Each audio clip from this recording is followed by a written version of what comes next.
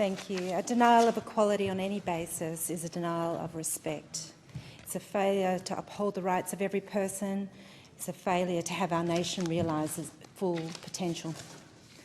I add my voice to speak in favour of this motion by the member for Macquarie, the government's special envoy for the arts, who has held a long-held interest in both the arts generally and in combating inequality.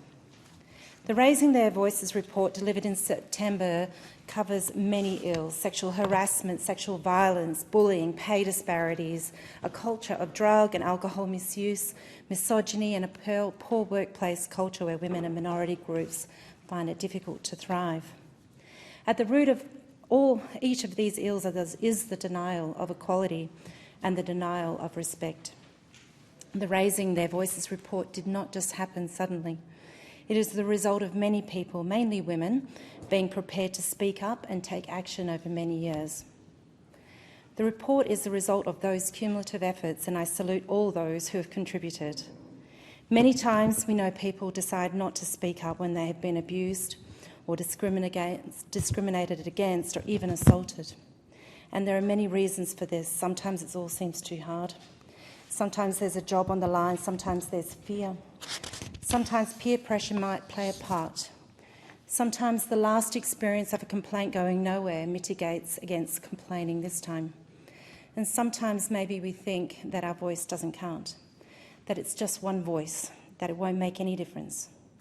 Tarana Burke, the founder of the Me Too movement, responded to the report in the keynote address in conversation at Big Sound 2022.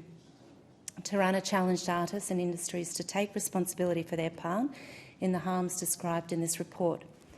She reflected on the courage of those who came forward to describe abuse and asked the industry to show the same courage. The courage Tarana Burke refers to requires much more than the music industry joint statement of acknowledgement released the same day as the report. The music industry accepts the report, acknowledges the harm and has apologised, with over 100 music companies and organisations signing on. This is just a first step. Courage infers action. Action requires courage. I'd like to thank every woman and man and gender diverse person who participated in this report.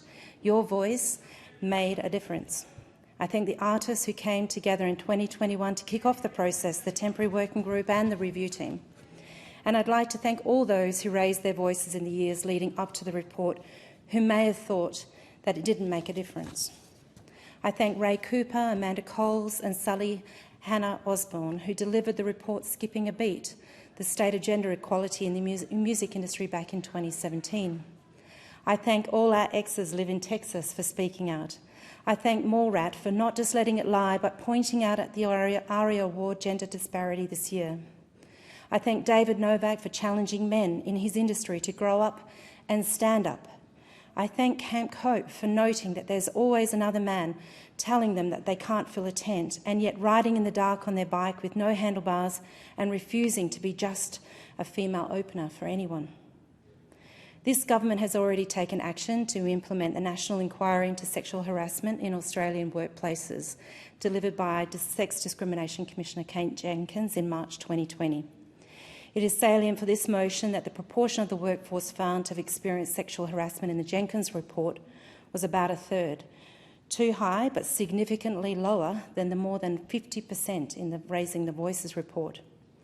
As the Prime Minister stated in the House, it is simply unacceptable.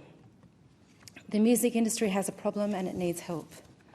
Among other things, the Anti-Discrimination Human Rights Legislation Respect at Work Bill 2022 aims to prohibit conduct that subjects another person to a workplace environment that is hostile on the ground of sex and to introduce a positive duty on employers to take responsible and proportionate measures to eliminate unlawful sexual discrimination, including sexual harassment, as far as possible.